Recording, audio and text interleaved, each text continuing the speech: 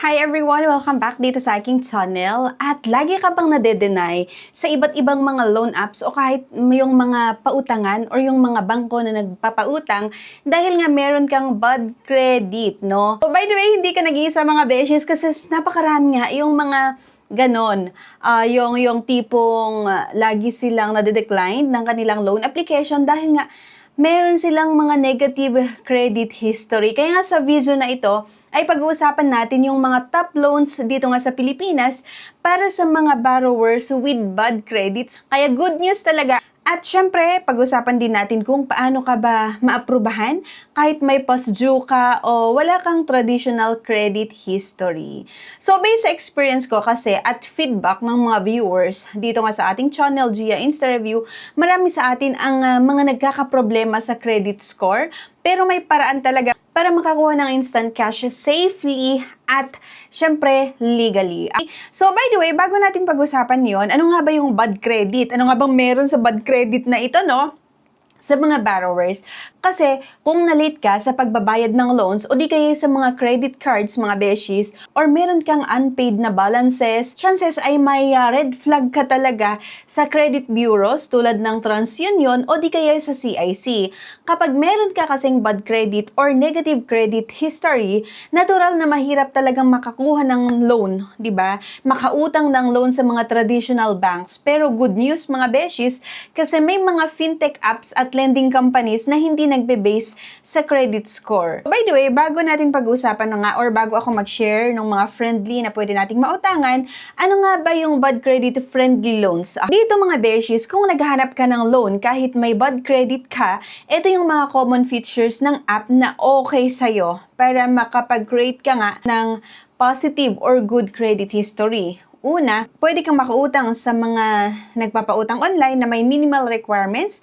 Isang valid ID lang yung requirements, wala silang ino-offer na collateral or no collateral needed, walang credit check or soft check lang sila. Fast approval minsan within minutes at payout via GCash or bank transfer. Ang downside naman nito is that mas mataas yung interest rate, pero mas mababa naman yung loan amount sa first loan at syempre short-term repayment lang, minsan 7 to 30 days or hanggang 6 months lang, no? Kaya ito yung mga top instant approval loans para sa mga may bad credit. Pero disclaimer lang mga kabeshis, itong mga babanggitin ko ay based lang sa sarili kong experience pero hindi ko kayo in-encourage na umutang dito.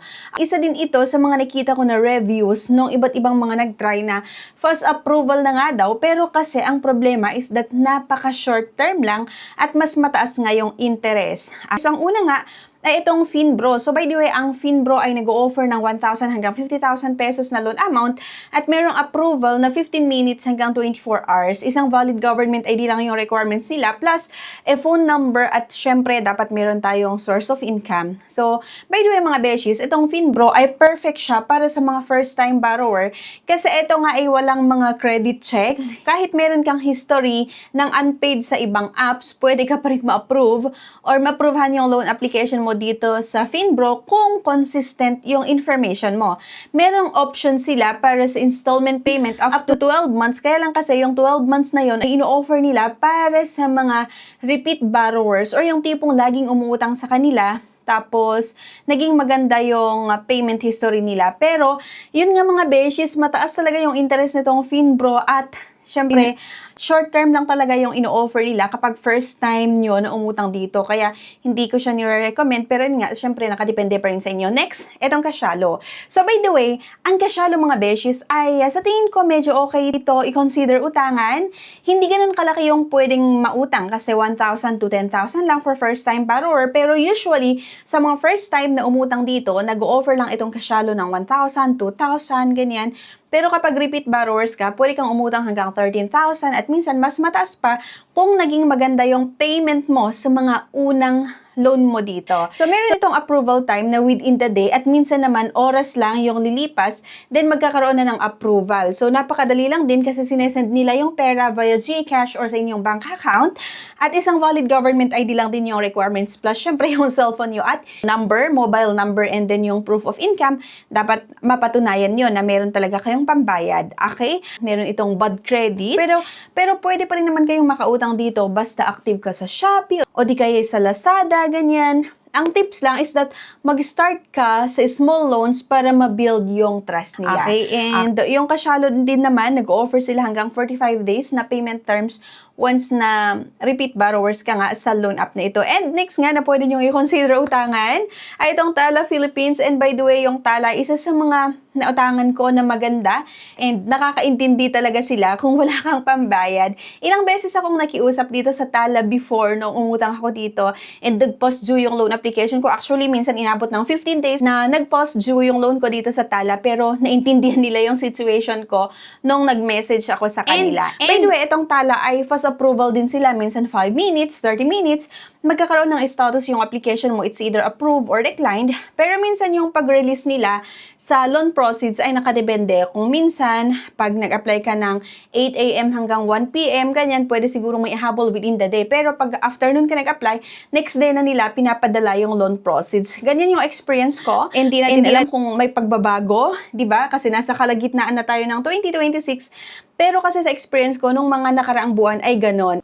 Requirements, syempre dapat i-download nyo lang yung app ng Tala. And short survey lang naman ito. May mga sasagutan lang kayo and dapat meron kayong valid IDs. So yun lang. Si Tala ay sobrang bilis mag-approve din nga. Sabi ko kanina, parang may short quiz lang siya. At based sa sagot mo, lalabas na agad yung loan offer. Hindi kailangan ng credit history. Perfect nga ito sa first timer.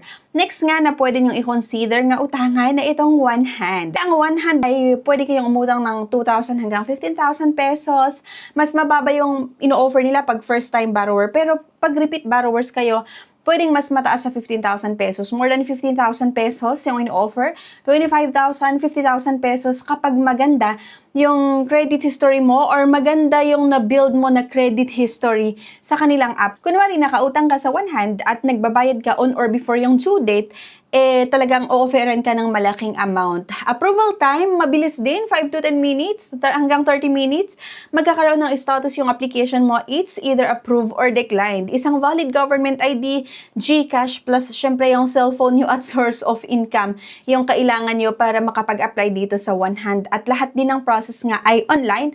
At itong one hand nga ay isa sa mga sikat na fast approval via GCash, no? Or fast disbursement via GCash. Kahit may bad records sa ibang platforms, pwede ka pa rin ma-approve dito sa one hand basta consistent nga yung mga details na ilalagay mo. At next nga, based sa naging experience natin at sa mga na-research natin online ay itong Mabilis Cash. Pwede kayong umutang na 1,000 hanggang 25,000 pesos at mas mahigit pa kung naging maganda yung payment nyo sa kanila. Sa first loan, syempre medyo mas mababa yung in-offer nila na loan amount, pero kapag repeat borrowers ka, talagang tataasan naman nila yung in-offer nila or yung i-offer nila na amount basta naging maganda nga yung payment mo sa kanila sa mga previous loans mo.